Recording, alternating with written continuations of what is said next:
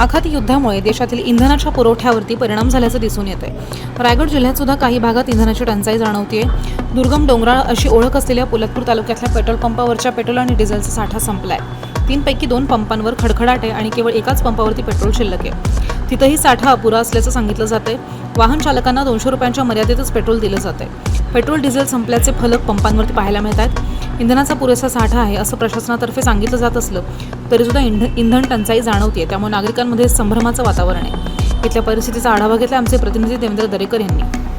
जिल्ह्यामध्ये इंधनाचा साठा पुरेशा प्रमाणामध्ये असल्याची माहिती प्रशासनाकडून देण्यात आली असली तरी रायगड जिल्ह्यातील ग्रामीण भागामध्ये हळूहळू पेट्रोल व डिझेलचा तुटवडा जाणवू लागला आहे। रायगड जिल्ह्यातील पोलादपूरमध्ये असलेल्या 3 पेट्रोल पंपांपैकी 2 पेट्रोल पंप हे बंद अवस्थेमध्ये मागील 3 दिवसापासून आहेत, तर शहरामध्ये केवळ 1 पेट्रोल पंप सुरू आहे। आज आपण पाहू शकता, आज आपण लोहारमाळ येथील तालुक्यातील पेट्रोल पंपाजवळ आलेलो आहोत। या ठिकाणी पेट्रोल संपले आहे, डिझेल संपले आहे असा फलक देखील लावण्यात आलेला आहे। पेट्रोल पंप देखील मागील 3 दिवसापासून या ठिकाणी बंद असल्यामुळे पेट्रोल व डिझेलचा तुटवडा वाहन चालकांना आता जाणवू लागल्यामुळे परिस्थिती आता गंभीर बनत चाललेली आहे। पुढील काही दिवसांमध्ये पेट्रोल व डिझेलचा तुटवडा आणखीन वाढला तर परिस्थिती हालाकीची होण्याची या ठिकाणी शक्यता निर्माण झालेली आहे।